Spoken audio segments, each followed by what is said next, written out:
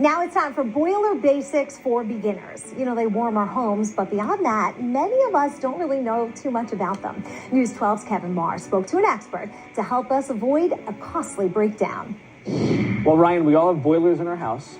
We love them when they work. Sometimes they don't, but we don't know much about them until there's a problem. Right. So what can homeowners do, things to keep an eye on to prevent the problems? Number one, first and foremost, yearly maintenance. You want to have a professional service technician come in and maintenance the system once a year. On the maintenance, there's going to be a couple things that you stand out to the homeowner. There's normally a filter can here that has to be changed. Gaskets have to be replaced. In this pump, there's a strainer, which is another filter. That gasket and strainer have to be replaced, or at least checked, and the gasket has to be changed. And then inside here, there's normally a nozzle assembly, which has to be pulled, nozzle has to be changed. And leave this part to the pros. Leave this to the pros, please don't touch it. So this is the brain of the whole system. So number one, it's gonna maintain a high and low setting. The low setting usually 160 degrees, high setting is gonna be 180. This is gonna tell when the temperature is needed for the burner to run and create temperature, which is the flame. And it's also gonna tell your pump to start pulling hot water around the house. And then behind the brain center, you said these nuts, a simple fix with a wrench, keep them tight. Why? You want to keep them tight, especially in the first couple of years of installation, because the first couple of years you're getting a lot of expansion and contraction on these gaskets. You want to make sure all these bolts are nice and snug. And tight is a key for a homeowner, right? We like our pipes tight, we like our cabinets tight.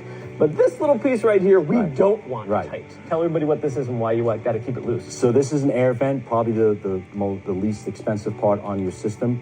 This has to be open to eliminate any air inside of your system. If the boiler starts to smell, which does happen, what is that a sign of? It's usually three things. So number one, your chimney base could be clogged. This usually goes right into your chimney base. That could be clogged and not allowing the exhaust to get out of the chimney. Number two, which is a very common problem when boilers are especially close to a washer dryer room. Which a lot of us have. Yes. This air band here, this gets clogged with lint, which chokes down a fire, takes away air from the fire. You get a big ugly fire, creates smell and smoke. And that also creates a big ugly service call. And a service call, yes. And the last thing would be if your oil line got clogged or a filter got clogged and you haven't gotten maintenance in a while and you're creating sputtering, which is the flame turning on, off, which will also make a weird sound, and it's going to create a smell. All right, so Ryan seemed awesome. Yeah, very intelligent. A couple other things to note. If your boiler starts to smell, you go in the basement, right, and something doesn't smell right. Yeah. He says it could be the oil in the line is clogged. Keep an eye out for that. Also, this is one tip, and I didn't know this. When you get an oil delivery, shut the oil burner off, let the oil go in, let the oil settle, then turn it on after about an hour, because you want all the dust and particles to settle in the bottom of the boiler so it's not mixed in with the oil going in. I've never heard that before. Never heard of that one either. Wow, that's good to know. And I also love that he gives back.